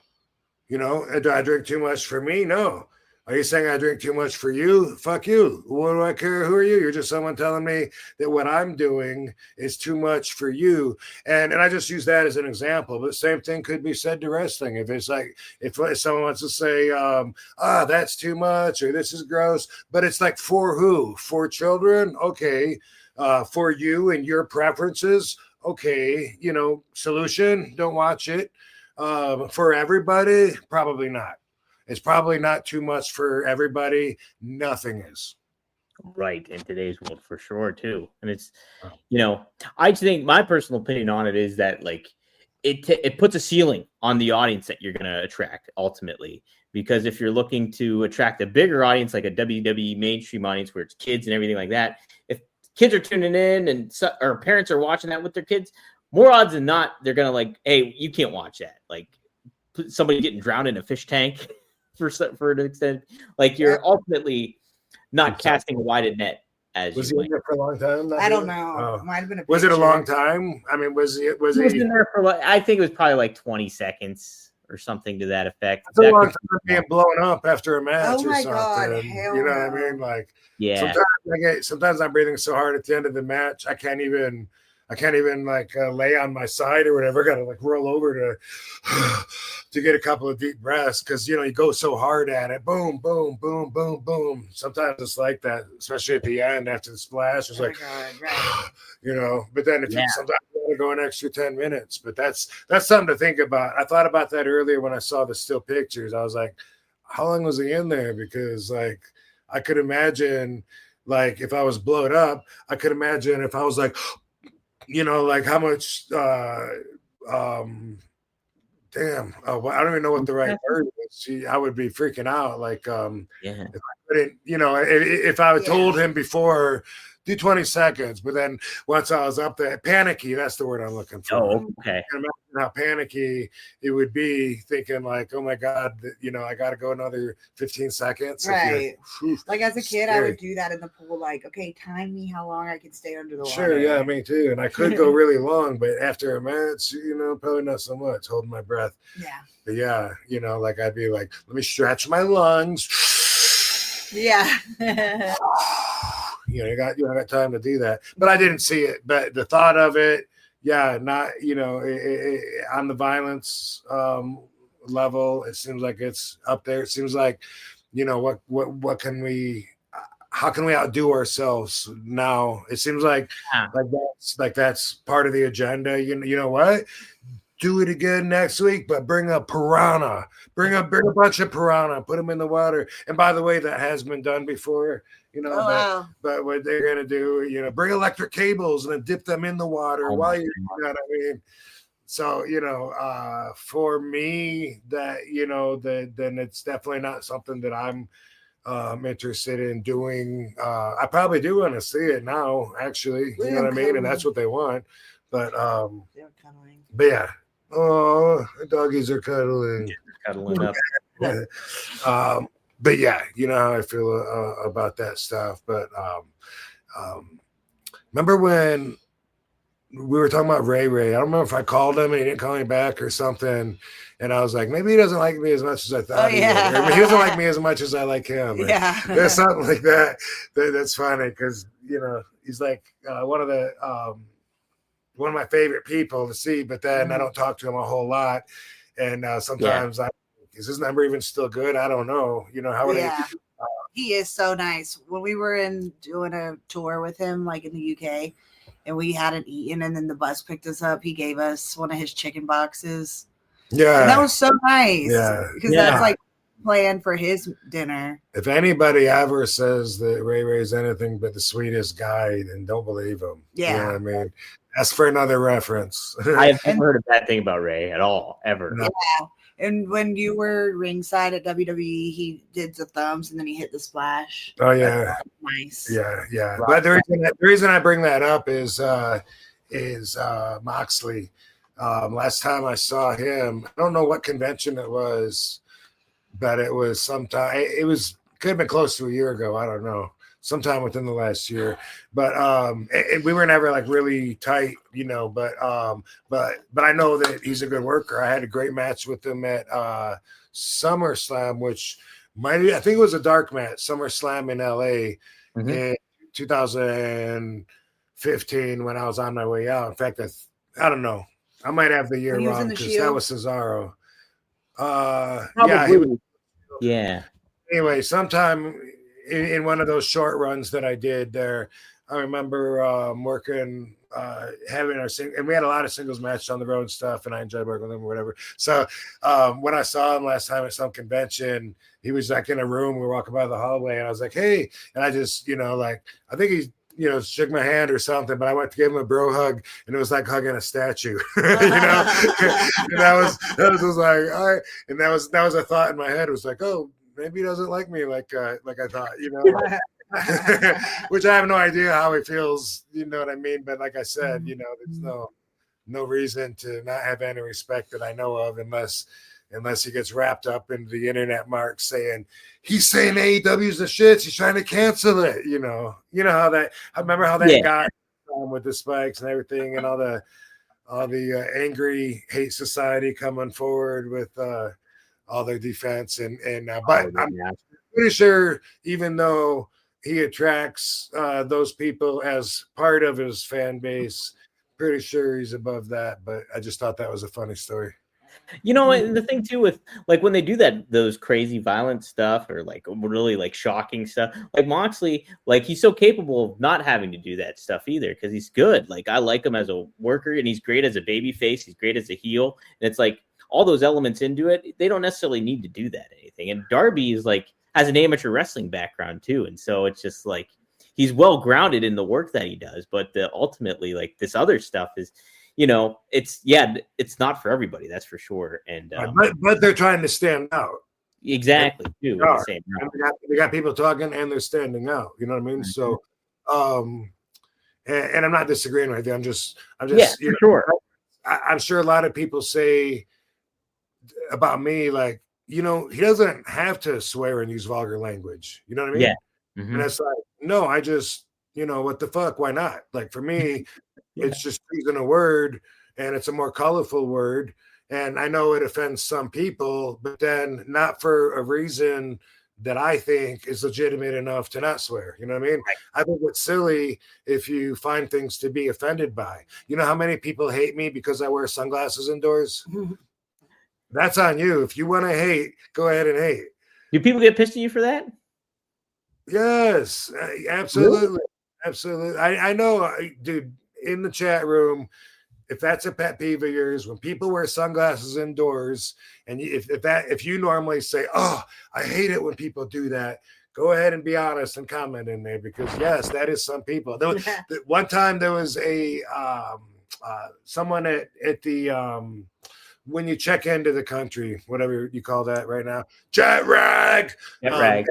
And the immigration process. What do you call it, baby?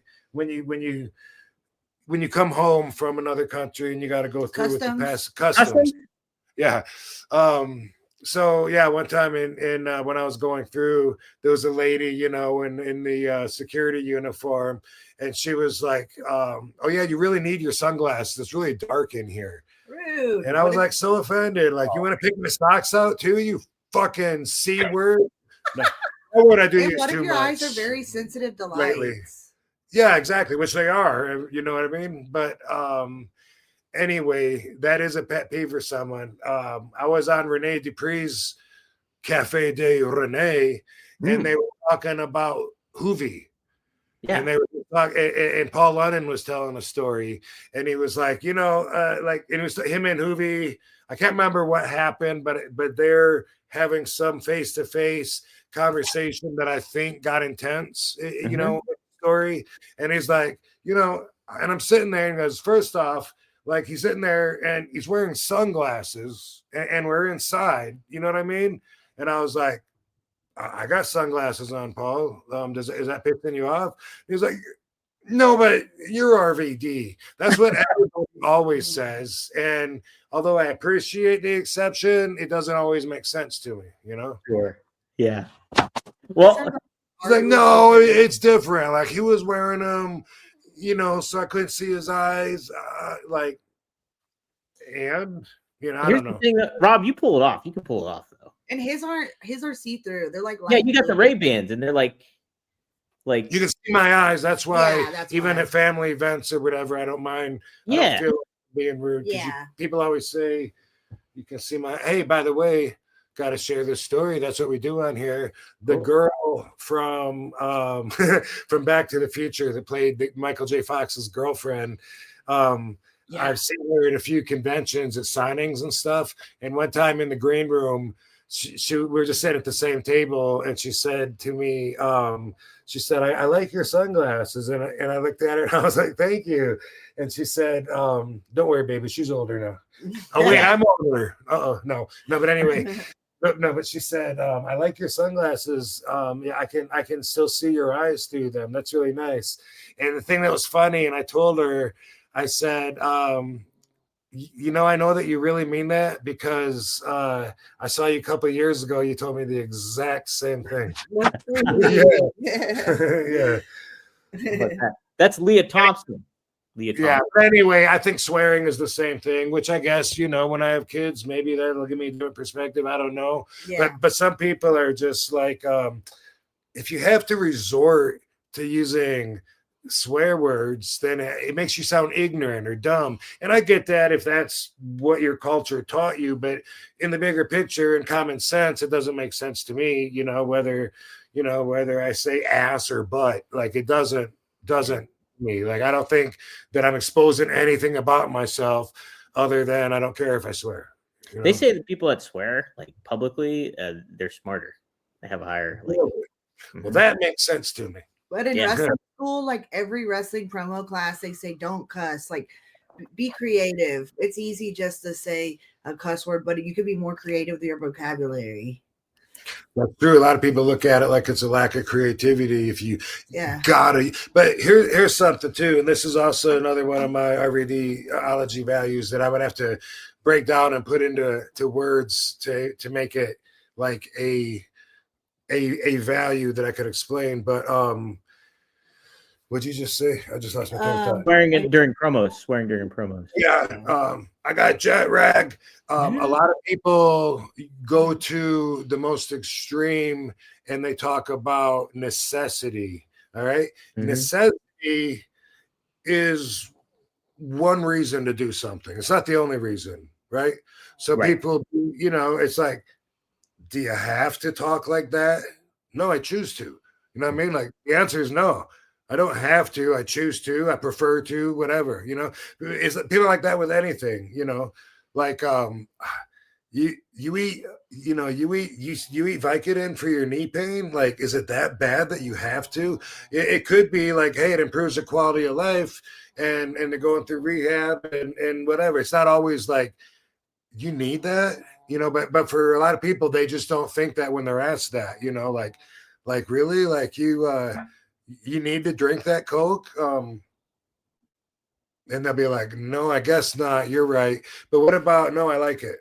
I mean, Yeah. that's something that's not considered enough. And maybe you like something that's bad for you, but then for who? If it's for you, then well, that's up to you. You're in choice of your body, your decisions, and all that, and hopefully you'll make the right decisions and good decisions. But a lot of times, the people either get you with, do you have to do that? Do you need to do that? No, easy. There's other reasons, and they either get you with that or with the God damn it, I'm losing my train of thought. Thanks, guys. See you next week. I swear my thoughts are dissipating before they get out of my mouth right now. That's how jet lag works. But either they'll get you with, do you have to do that? Do you need to do that? Or else, I don't know. We'll just go with that. I can't remember what the other else was. Swearing with the promos, though, I think I think that is a good challenge to not swear during promos. Like, oh, how can I get myself over by not having to use cuss words or anything like that? But I will say, when I tune into an ECW episode and like there's swearing going on, it's still like unique and fun. And like, so I think that there's certainly a balance. There's a fair thing to make that argument that like, oh, don't swear during your promos because it's an easy way to get yourself over, but still it's kind of fun to do it. The same and it sounds tougher. If you're mad, you're probably gonna swear in real life. And you pick and choose your moments. If you decide to use a cuss word once in a while, then it feels more significant when you use it than when you don't. So there's options. And that's true in real life too. Like if someone doesn't ever swear, like me, I never swear. Whoa, they're serious. You never swear, Katie? I never do. So then our friend Dee, when I do, she's like, "Whoa, you just cussed." Like she'll point it out because I never cuss. So then it's like, but if I do cuss, it's like I'm quoting something. Yeah. So then when you pick and choose your moments, it means something. Well, Katie said something. She means this. Right. That's it. Dude, I'm getting tired. Let's call it a night then. We will. Let me before we say that, and I don't know if there's anybody any questions that you want to get to. I don't want to leave them hanging. I think we got all of them. Oh, here, no, Maddie just chimed in on one. He said thoughts on the Dudleys versus the Hardys at the TNA when they had the TNA. So they wrestled at TNA Bound for Glory. The Dudleys retired basically. Yeah. Mm-hmm. And so they gave them their boots. I saw that part. That's the only part I saw was they gave them their boots, which is really respectable. And it's cute seeing people that grew up watching me retire ahead of me. That what? I said people that grew up watching me retiring ahead of me. Their cute little careers. Oh no, it's cool, respectable. I think that's awesome. The Hardys are still going, and they got 2 or 3.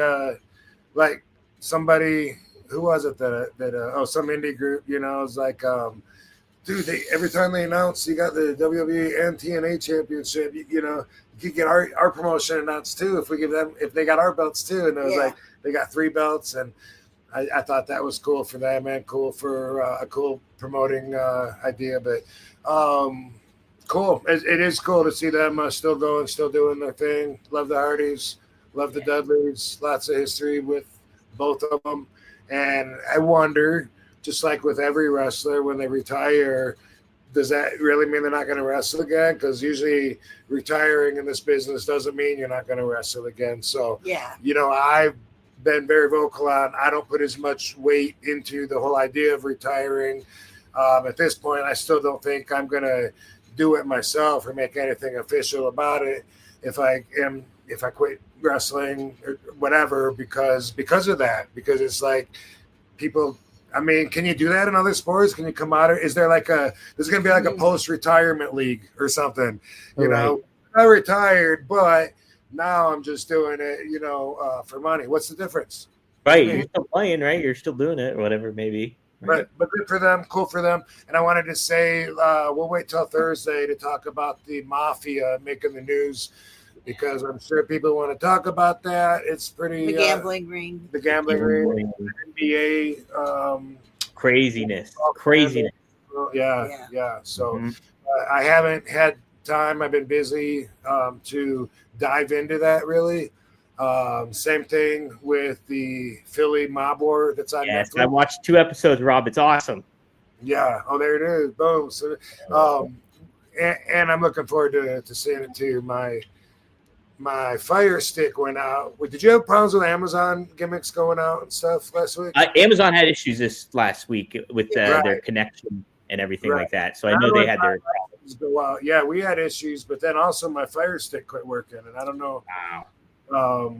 I don't know if it's garbage yet or not. I still got to take a look at it, but. So I didn't get to watch I didn't see the other Mafia War but that one you got to read the subtext, the one that they came out with a couple of weeks ago because it's about. I don't know that one. I have to look that one up. What's it called? Well, anyway, I don't know. Can't say much about it, but I'm looking forward to this. And we did talk about the Philly Mob War. We've talked about it quite a bit. And I was talking about John Vesey getting shot in the back of his head and turning around, wrestling the gun away from his hand, and what a badass he is. And I was thinking that they need to do a documentary on just him. So I'm looking forward to seeing this. I hope he's in it a lot. He's in it. He's in the second episode quite a bit. I've only made the first 2 episodes so far. So I'm continuing on, but I'm fascinated by it. And by the way, Battleground Collectibles, we were talking about the algorithms earlier, right? And we're talking about like with Facebook and that. And I told him, I just see he said jet rag. Yeah. Yep. I always give a couple days after travel, but this one we had to get the podcast in, so I knew that my brain was gonna be at a substantial level. But you did pretty good, Wayne. Pretty good.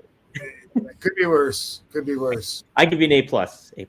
Yeah. Yay. Anyway, I was telling him that I think that that's the way the universe works too, is in algorithms, and that's what synchronicities are, right? And when karma. you really think about it, and karma. But anyway, I was telling him about the Celestine Prophecy by James Redfield, and this is your time to say, I still got to read that book. I still got to read it. It's still there. It's over on my shelf somewhere there. It'll happen. I always tell everyone, if you can get past chapter 1, then it gets really good. But for a while, when I was reading it, I wasn't that bored by chapter 1 at that point, so I was okay with it. It's chapter 1. Yeah, all right. For me, it seems like you don't understand the meaning of the book yet.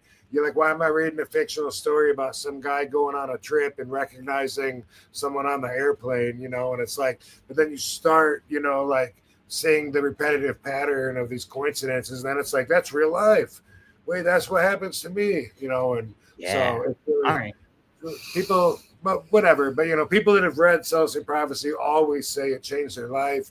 They look at energy different now, and even talking about it a lot of times gives us goosebumps, and that's like the energy like moving through you and connecting to it. So if you can relate, you might want to check that book out. But it's a fictional book on this dude's adventures.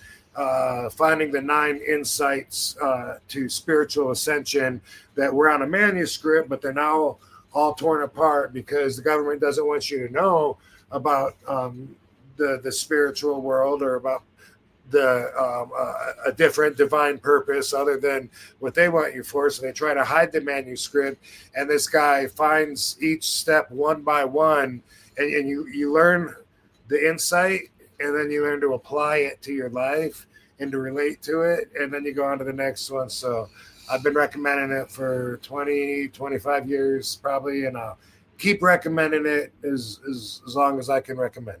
Heck yeah. And even just talking to you about the synchronicity and stuff, I always keep that in perspective anytime like situations happen or anything. It's everyday life, I think about that stuff when I'm like, oh, that's synchronicity, what Rob was talking about. Mhm. A lot of people brush it off and they go, huh, isn't that funny? And Isn't I that just coincidence? Yeah, and they just move right on. Yeah, no, but it's awesome. When you're cognizant of it, it happens more often than you think then too.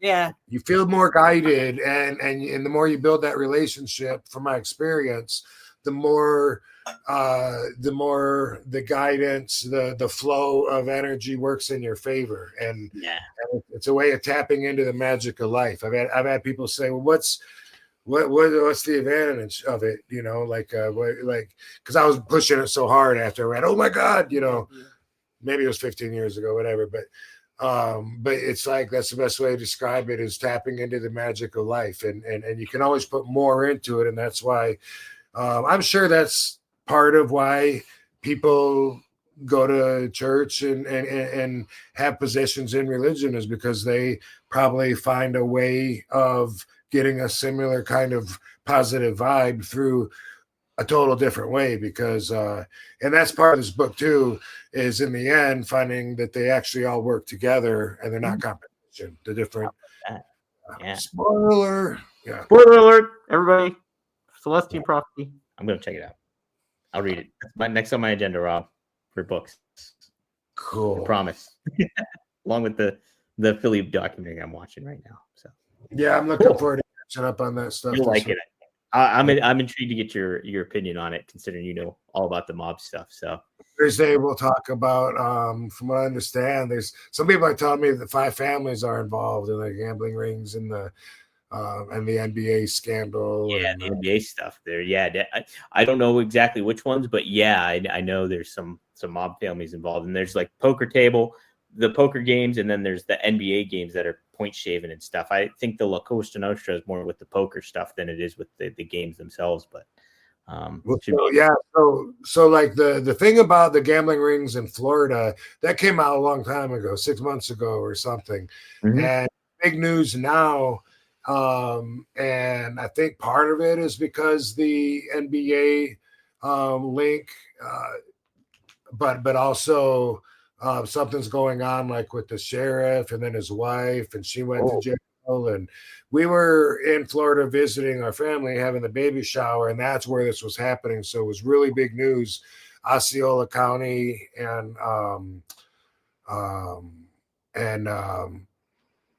Orlando, and I don't know. I'm looking forward to learning what I can, but I don't know that much. I'm hearing a few names, you know, and Quack Angelo Ruggiero's son, you know, is the name that keeps coming up, and we'll talk about it Thursday. Nice. Heck yeah. I'd sent you the Michael Fraziani thing too. That video. So I got to watch that one too. The one where he's talking about all. What are you trying to say? The one mob guy that does those great videos. What's Michael Francis? Yes.